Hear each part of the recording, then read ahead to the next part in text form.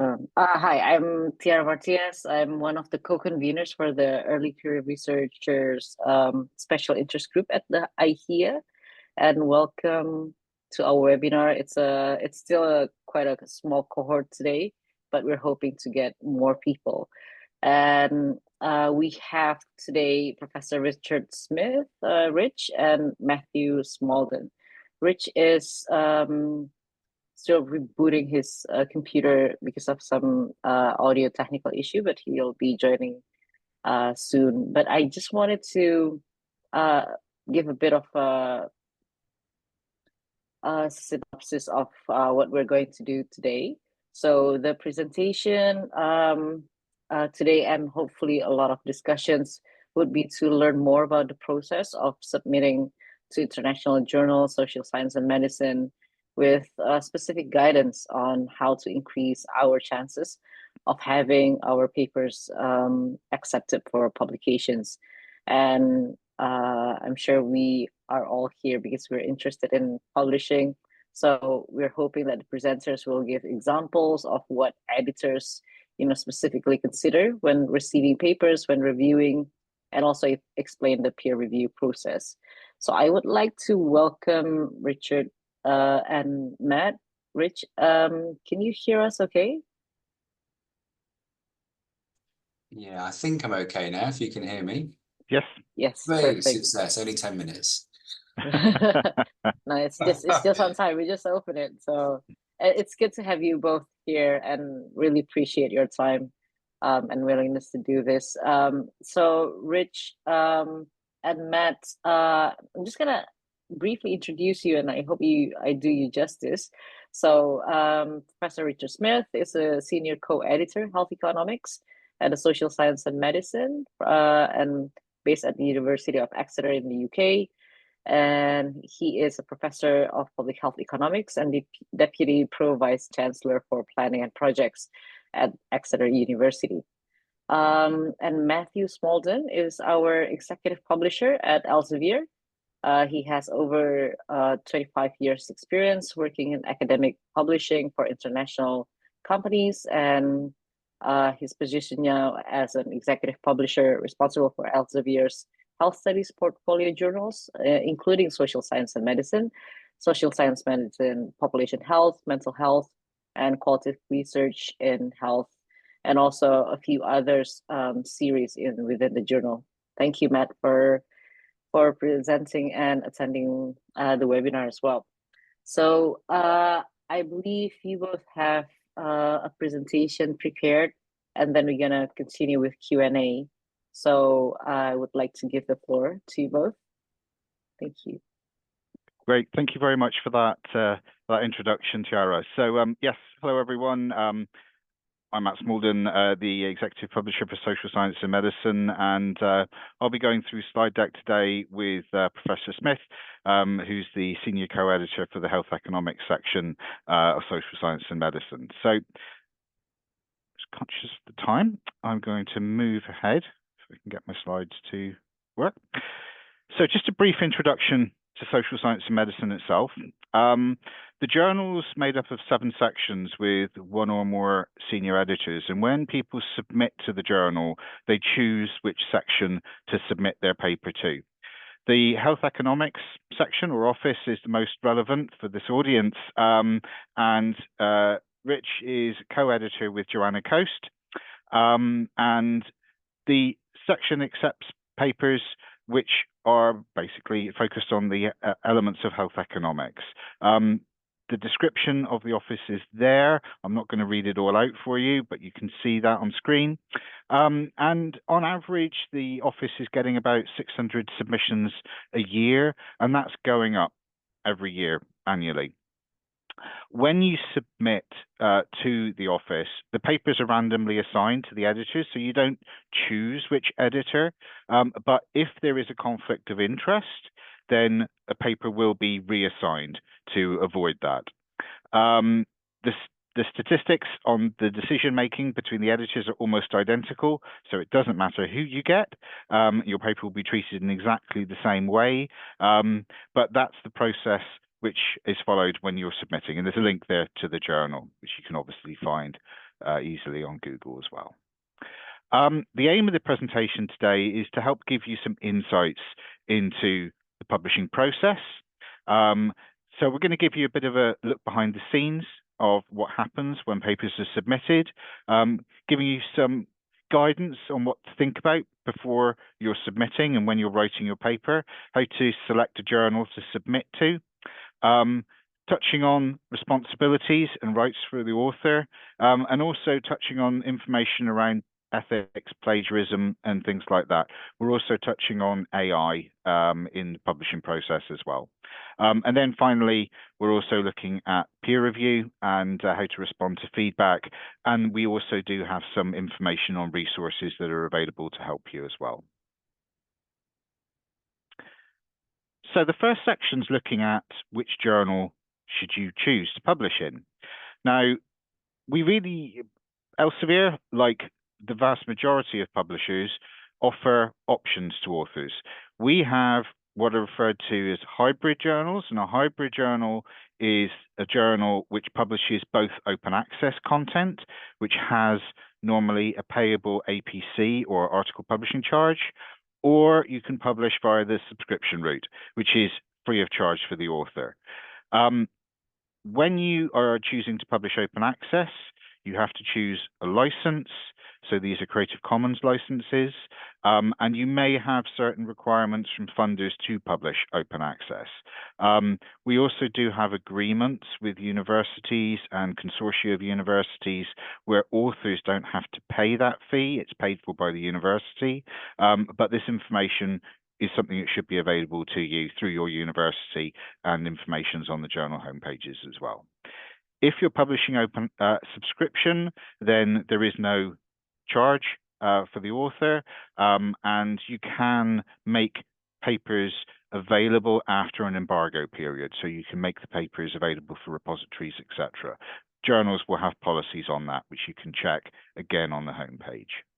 So this is the model which Elsevier follows for the majority of our journals, but we also publish what are known as Gold Open Access journals. Gold Open Access Journal is a journal where all of the papers contained within it are open access, and there is an APC associated with those. Again, a lot of these journals may be included in agreements, which means authors do not have to pay the APC themselves. It's paid for by a university, but you would need to check that. And that information is available, again, on the journal homepages or links through to that information. But one thing to be aware of is a lot of new journals, like Health Systems, which is a new SSM journal, are offering promotions or waivers, so there is no fee. So if you're interested in submitting a paper to SSM Health Systems, currently we are not charging any APCs. Why would you choose a Gold Open Access journal? Well, in some cases it is down to funder mandates, it's required. It may be down to the speed and scope of the journal. Obviously, anybody can access papers in an open access journal. There's no limitation, so there's potential wider reach. And sometimes we see that it's down to individuals' personal preference as well. So the next section is looking at how to identify the right appropriate journal. So a few things to think about when you are considering where to submit a paper to. You need to think about the audience. So is this the right audience for your research? You should only choose to submit to one journal at a time. Elsevier and other publishers do have systems which help us monitor duplicate submissions. So editors get alerted if you submit to 2 journals at the same time. That isn't something which should be done. So it's good to submit to one, and then you should wait to see what the outcome is. If unfortunately you are rejected, then obviously you can then go ahead and submit to another. Supervisors and colleagues can provide suggestions and give you guidance about what are the prestigious journals in the field. And obviously looking at your reference list can help guide you as well. It's a good idea to think about a handful of candidate journals and investigate them further, because some journals may have specific policies and requirements that you need to take into consideration as well. And we'll come on to that a little later. So all journals, irrespective of publisher, will have an aims and scope and a guide for authors. These are always found on the journal homepages, and they should give examples of what the journal is looking for, what it will consider, but sometimes it will also make it clear what they will not consider. This is something which is a very good idea to look at. Now, the guide for authors will provide more practical information. So that's where there's more information on things like word length, structure, whether you have to provide any supplemental material or any supplemental information. So it should give you a lot more detail about what you need to provide when you're submitting your paper. Journals will accept different types of manuscripts.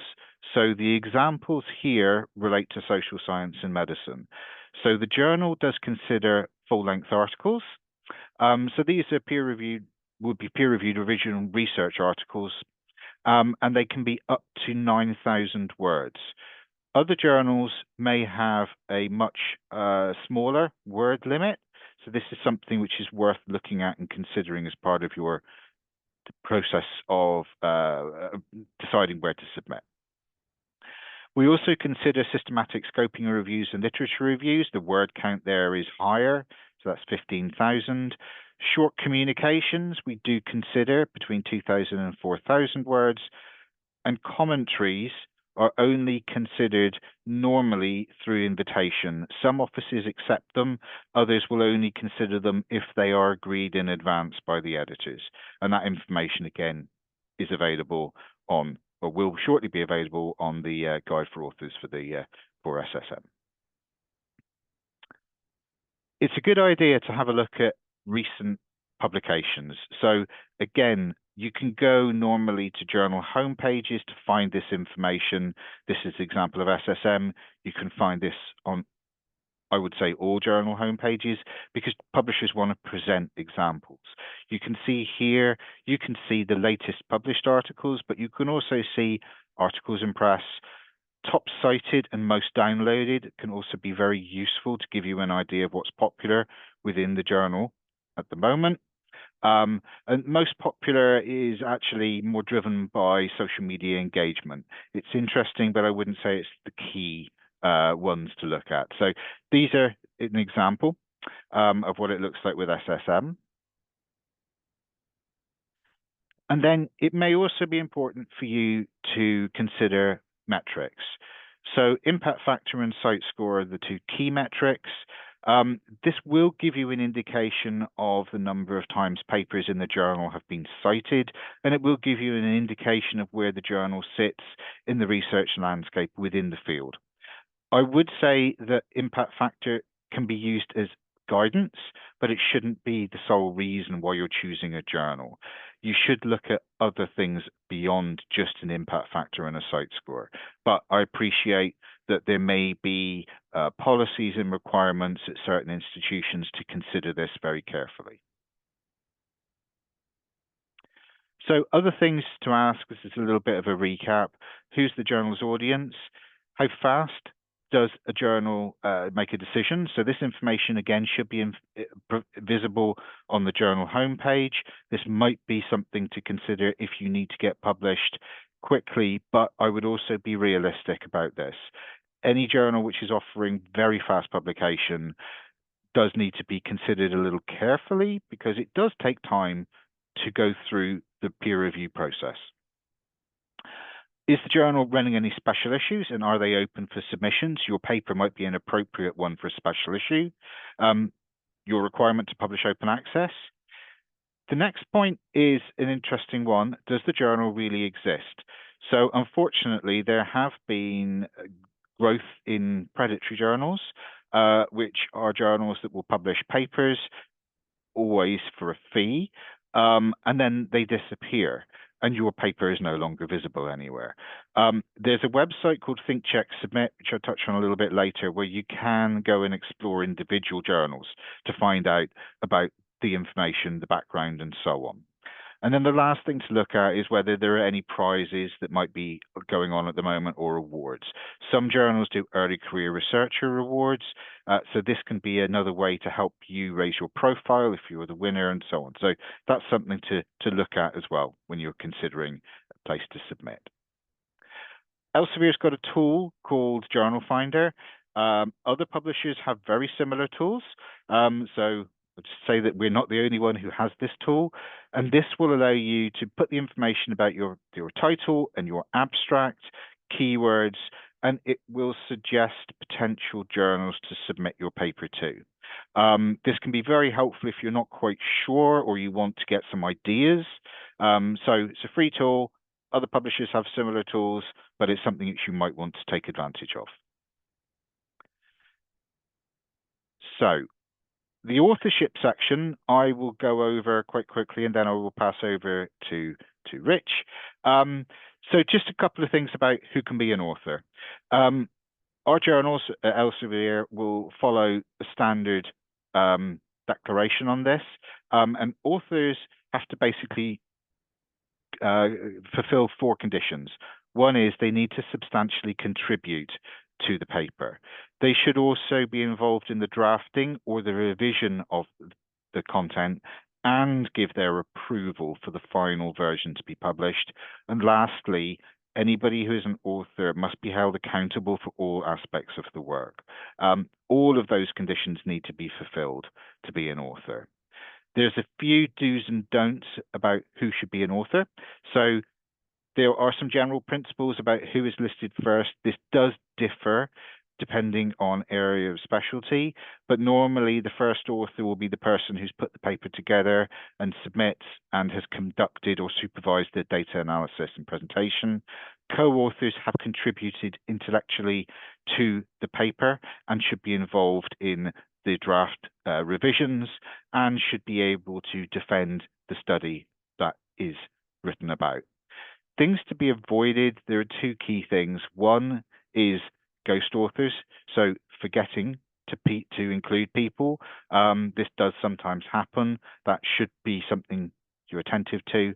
And also adding people who didn't contribute, so gift authorship. That's not something which should be done as well. So Rich, can I pass over to you now? I'll move the slides on for you. Yeah, that's fine. Thanks, Matt. Okay, so a little bit about peer review process. So if you flip on just to the kind of the outline. So you will submit according to all the things that Matt's just said. You'll think about authorship, etc., etc. And so you submit it. The key thing to note is the first thing that happens is really thinking about whether this is going to go out to peer review. And that's important because there's a lot of papers that never make it into the peer review process. So there's a number of things I'll go through in a minute that are really key to kind of get you through that first bit, because actually that's the really critical bit. We reject most things at the editorial office before we send them out to review. So getting through that is really critical. We might at that point suggest a transfer because sometimes it's not in scope, and I'll talk about that in a second. And we might transfer it particularly to one of our sister journals. So we send quite a few to health systems, SSM Health Systems, for example, from the Health Economics Office. But there's SSM Population Health, etc. So if you get through that stage, we get into the reviewers, and then you're in a kind of a process of the reviewers may suggest it's rejected at that point, often for technical reasons, because we've felt it was in scope, of course. But the main thing that happens is that there are comments that come back of a fairly major nature or fairly minor nature, and then we get into a bit of a review and comment loop, potentially through 1, 2, 3 revisions before it potentially is then accepted. So if we move on to the next one, Matt, I'll go through these first few fairly quickly to get onto things, top tips type things. So as I said, the first thing is to get through us, in effect, Joe and I, at the editorial office, and we're really looking for in scope. And in scope is a few points, and this applies across all journals. Wherever you're submitting, you need to really make sure it's a fit for your paper. Otherwise, you're just wasting your time putting it in, because it'll get rejected fairly quickly on the basis it's not really suitable for the journal. So for us, a couple of, I hope, fairly obvious things. First, is it social science? And I would say probably once every week or two, we get a paper that comes in and you really can't understand why they've put it to a journal that says social science at the very beginning. So make sure it's social science, and particularly if it's coming into our office, of course, that needs to have economics in it. Next one, Matt. Then obviously health is important. And again, we do get a number. Again, you wouldn't believe it, who send things in that are what I would say is very mainstream economics as opposed to health economics.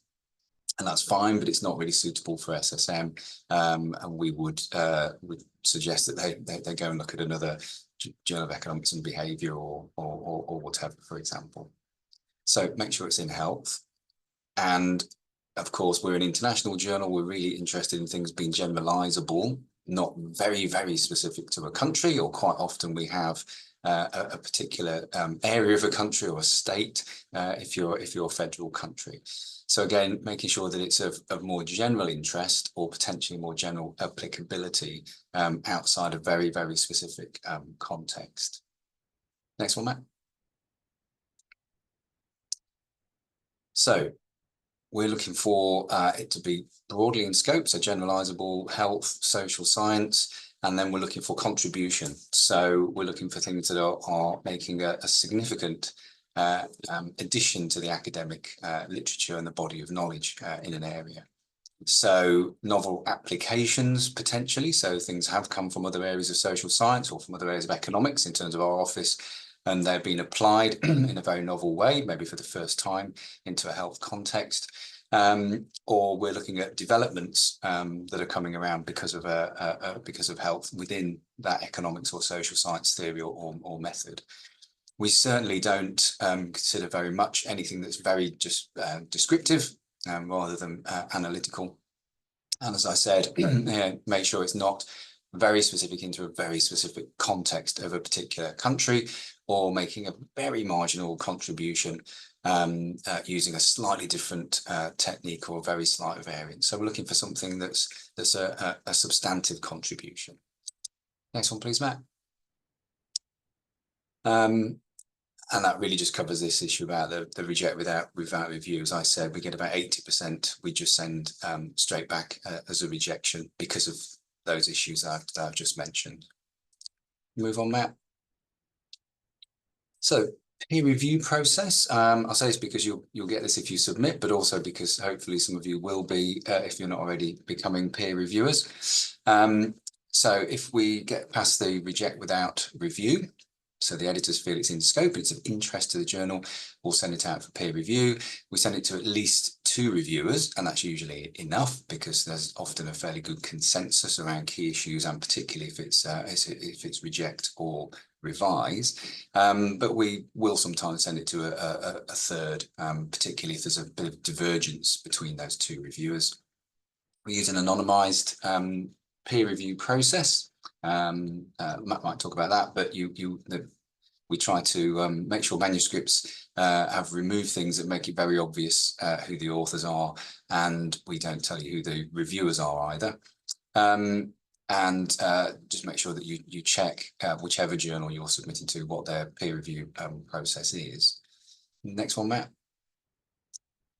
So if it goes out for review and it comes back with a positive, as in a non-reject recommendation by the reviewers, they will give a series of comments, as I say, from a minor to a fairly major degree. And what this means at that point is that we may be interested in eventually publishing in the journal if the manuscript is revised in such a way that it addresses the comments that come in. So it does mean that some changes are likely to be needed. They could be quite major, as I say. We'll try and outline that at the introduction of the reviewer comments letter that goes back to you, the extent to which we feel these are significant or relatively minor changes. what it doesn't mean, the bottom point is the key thing. It doesn't mean at that point that we are guaranteeing we will accept your publication. We really do need to see the revisions, particularly ones that we may have picked out at the beginning of that letter as the really significant ones that you will have to address in this paper before we can consider it. Next one, Matt. So when you send in a revised manuscript, do make sure that you've addressed every comment that's come through. Some of them, as I say, can be relatively minor. Some of them are just comments and you just say, thank you very much for that comment and move on. But the most clear thing to do is simply copy and paste the reviewer's comment in and then put in your response to it very specifically. So you can respond by, we've changed the paper in this particular way. You can respond that says, that comment isn't quite right for some reason, they've slightly misunderstood, or you don't agree or whatever, but you must address each of the comments. That's the critical thing, and do it in a way that these responses will go back to those reviewers. So they do need to be quite polite if you do disagree with the reviewer. Next one, Matt. And what reviewers are asked to consider, so I'll put this up as well because occasionally we get some, well, we try to get some new reviewers into the mix, some of our early career researchers particularly, and sometimes the reviews are fairly short and sweet, so to speak. So a paragraph that says this paper is very well written and covers an important area and I really like it isn't really a review.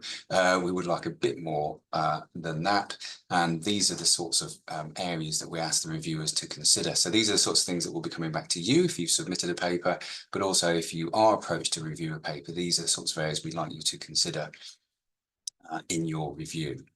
So I won't go through them, Matt, we'll go on to the next slide. So next one, please. So this is probably the meat of the presentation in a sense, is what do we want to see, and particularly what do we want to see, as in Joe and I, as the editors or an editor of any journal really, before we will send it out to review. So this is getting you through that big first hurdle, the 80% that get rejected. You don't want to be in that group, you want to be in the 20% that go on to review.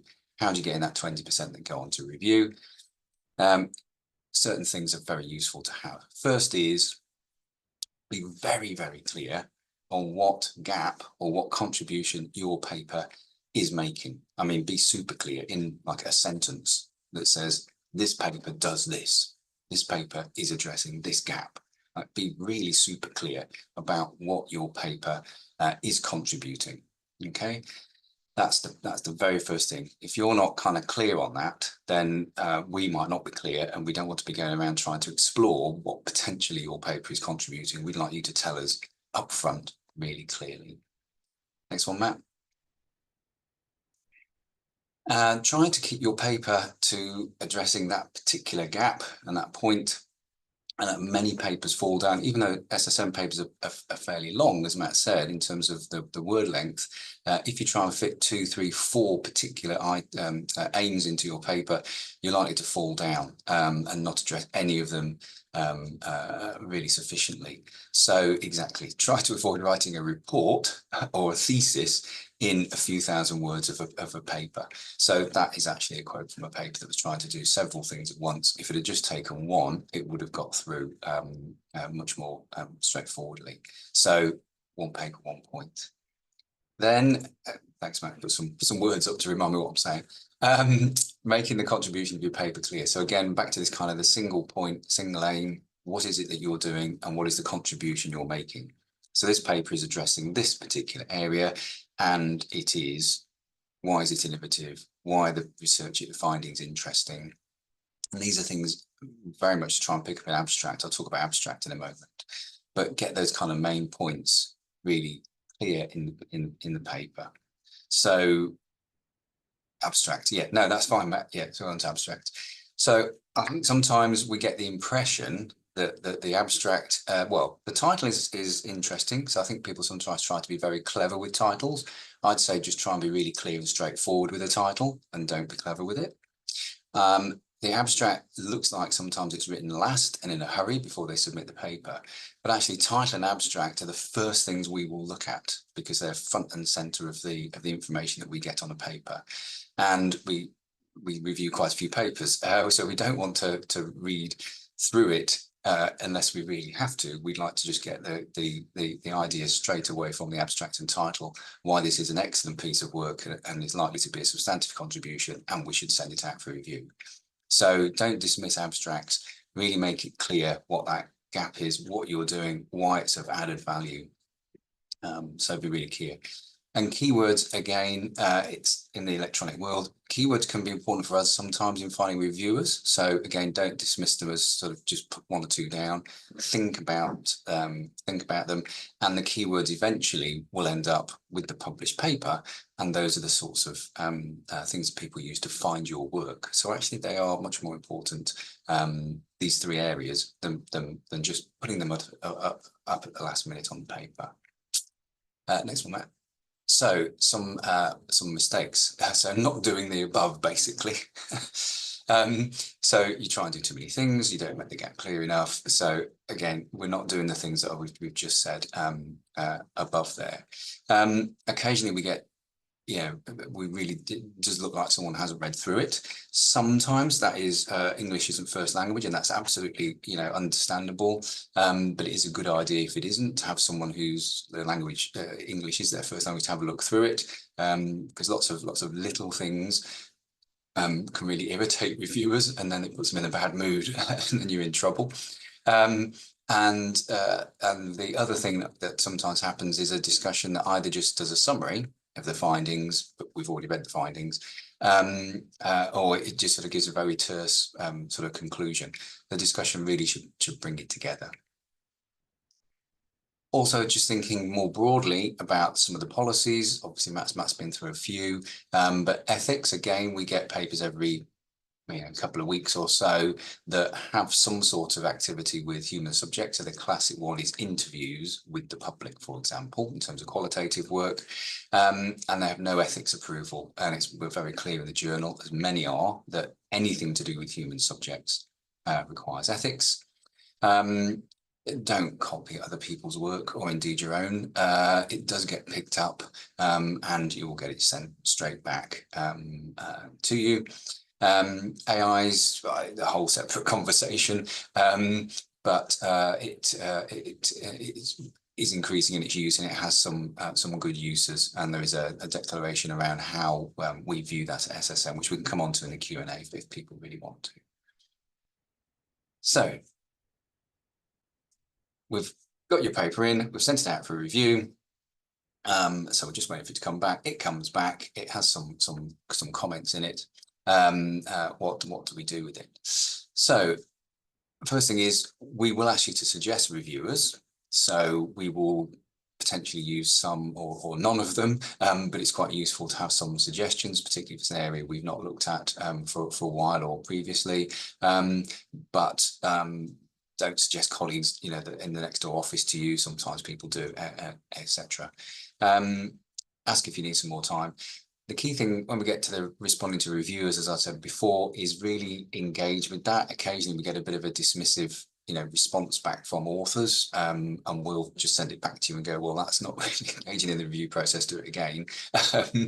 So again, as I said before, just go through step by step every comment that's made there and what you want to say about it, whether you dealt with it, whether you're not, whether you disagree, but be clear and be respectful. People have spent time engaging with your work, so please, spend the time and engage back with them.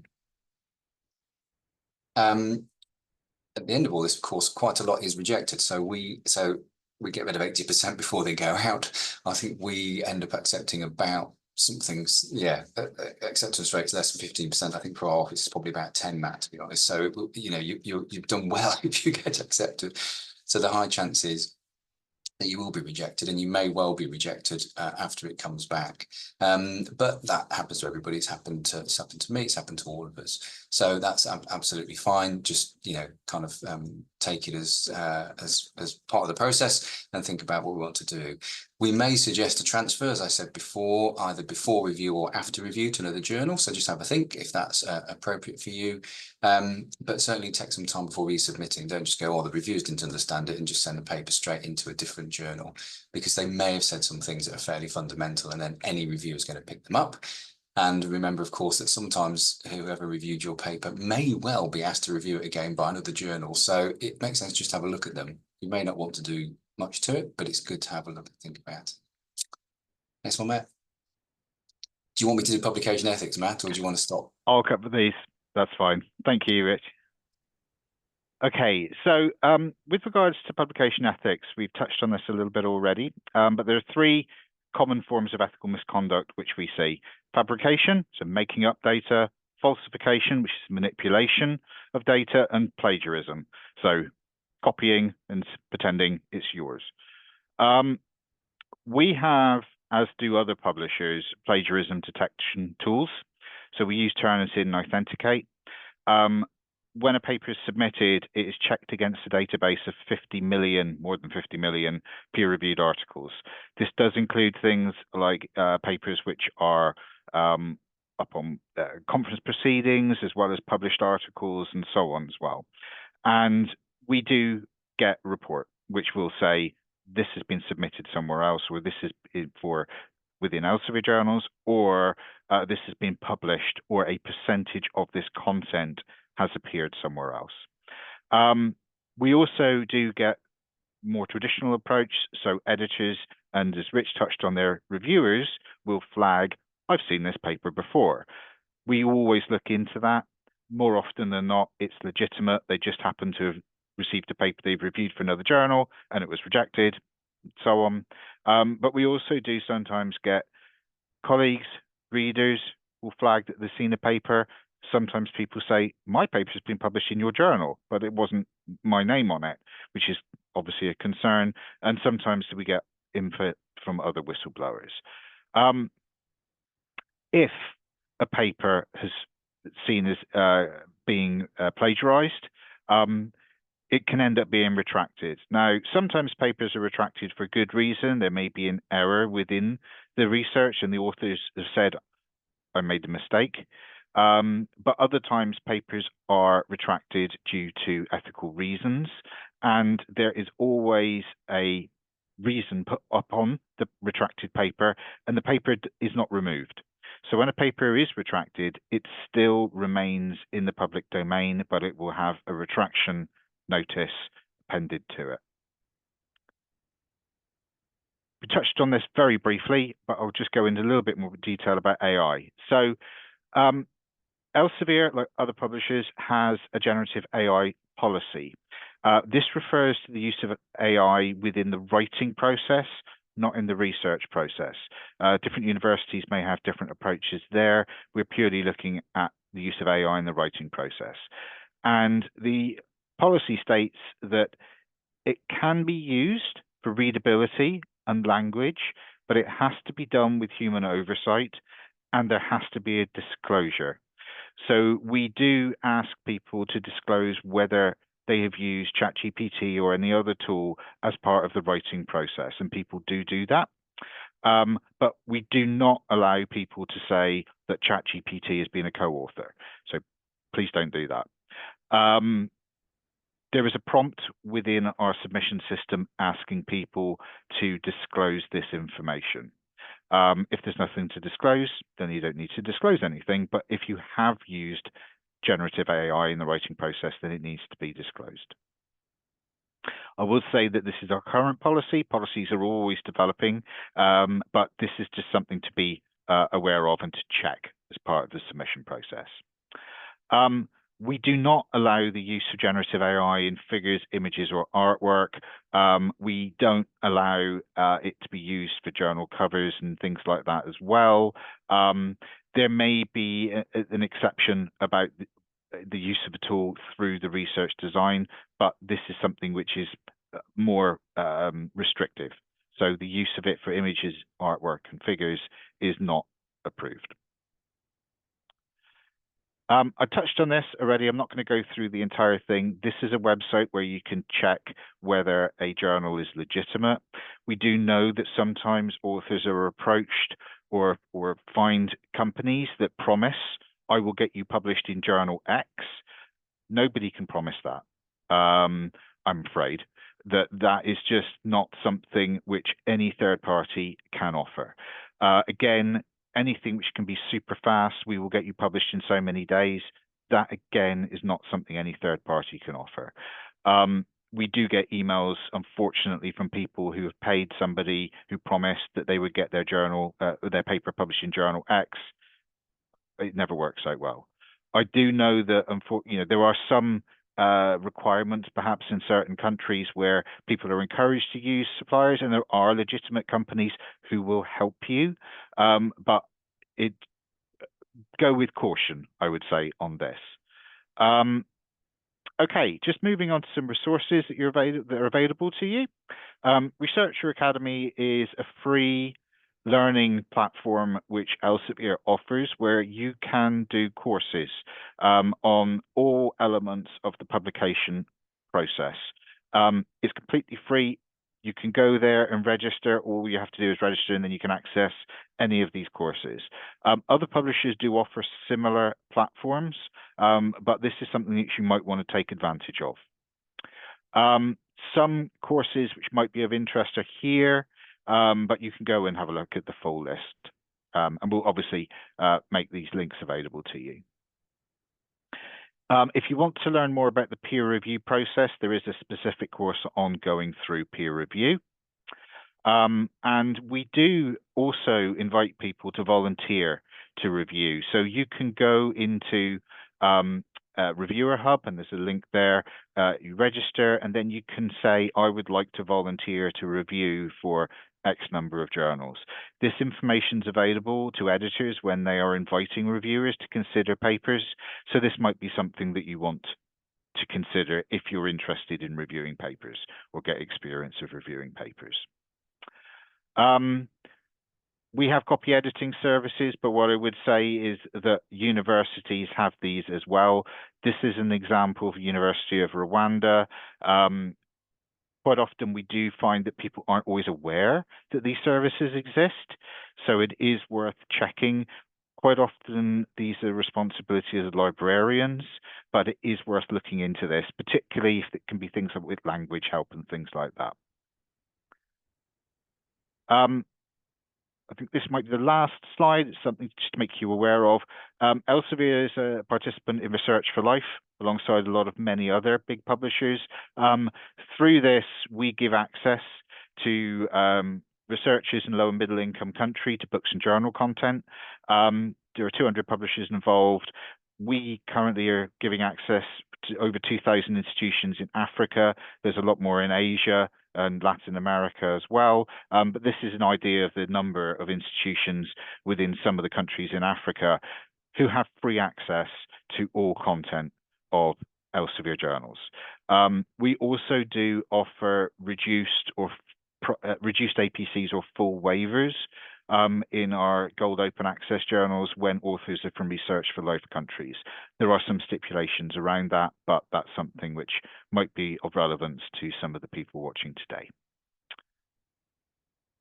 So that's the end of our presentation. We've managed to do that with some time for Q&A. I noticed there were some questions, I think, that came up in the chat. Would you want to read those through, Tiara? Yeah, sure. Thank you so much, Matt and Rich. Those are super helpful and thorough. The first one came from Gopal, which is there a cooling period between submitting a journal or an article that is already rejected to another journal after making changes? Or you can shoot it out straight away. Do you want to take that one, Rich? I mean, no, basically. No, basically. Other than what I said, which is don't, literally get a rejection and then you put it, by return straight into another journal. Just have a little bit of time to reflect on what's been said about your paper before putting it in, but there's no period. No, absolutely. Yeah. The only thing I would add to that is that Elsevier and other publishers will have a duplication tool report, which flags up that this paper has been submitted to another journal. So if a paper has been submitted and rejected and then submitted straight away, the editors will see that that has been submitted to another journal and then rapidly submitted to theirs. And it might be completely legitimate that it's been desk rejected because it's out of scope, but again, it kind of goes back to looking at the feedback that you've been given. You know, if there were things, if it went out for review and reviewers have said you need to consider X, Y, and Z, please do so. Because as Rich said, sometimes the paper will go back to the same reviewer and they'll be pretty quick with their feedback if they see that no changes have been made. So something to think about. Yeah, it's a small world in publication as well, I suppose. The next one is on formatting. So some journals allow light touch formatting in the first submission and only like full formatting once it's accepted. And is this the practice at SSM or Elsevier as well? We do have a policy where people can submit it's a process which was known as like your paper, your way, which allowed for some flexibility there. I would say it needs to be balanced with what the requirements are of the journal and the journal editors. So there will be certain requirements that are needed by a journal. We try not to be too restrictive because obviously papers can also be transferred to other journals, but there are certain key things which are always going to be required. Things like ethical statements is a big one. You know, that is required. Now, that's not necessarily part of formatting, but it's something to be aware of. So my advice would be to check the Guide for Authors, the journal, to see what it states there. Thank you, Matt. There's also another two other questions, and for the attendees, if you have any question, you can just pop in or raise your hand. It's fine. This next one is wondering how can authors effectively respond to reviewers' comments to increase the chances of acceptance? Is there any particular tricks or way to answer? And I'm also wondering if we particularly disagree with the reviewers' comments, how to, you know, strategically address those comments. Yeah, I mean, that it's effectively academic debate, the reviewer comments and your response. I mean, that's essentially what's happening. So I said, there's no tricks as such. There is, you know, the key thing, which is take all their comments, because if you miss one out because you don't like it, it's going to go back to reviewers and they'll go, well, you just didn't address that comment at all. And it's going to come back and we'll go around in a circle. So make sure you address them all, make sure you address them all clearly. And that might be, you know, something very straightforward, which is, oh yes, that we just overlooked that. Sorry, we've now put it in and you've typed it in, etc., etc. Where you disagree, that's absolutely fine, as long as you justify why you disagreed. So it might be disagree because you feel they've misunderstood something, which then actually might be that you lack clarity in what you said. So just reflect on why did they misunderstand? So you might make an adjustment for lack of clarity, or it might be literally that there's a disagreement, you know, on a particular approach of a method or something, for example. In which case you just say, you know, well, we accept that view. However, you know, our view on this is, and then state why you have taken the approach you have taken. And then ultimately it's for the editor to sort of weigh those two debates in a sense and adjudicate and say, well, actually, I think that one is the right one. And if we feel the author's made a good, robust rebuttal and they've made a good argument, then we'll go with it. Yeah, no, that's fair enough. Yeah, so provide rationale and just like any other argument academically, I suppose. It's a good one. Thank you, Rich. The next one is from Clara. Thank you, Clara. So what factors should early career researchers consider when deciding on an open versus traditional publishing models, like open access versus traditional ones? So I would say that, I mean, ultimately it's down to author choice. There may be certain requirements that your funding or your funder has stipulated that you have to publish in an open access journal. So, you know, for example, in the UK, Wellcome Trust, or Wellcome as it is now, funded research needs to be published open access. The same with things with Gates Foundation, etc. There is also the element of whether there's payment required.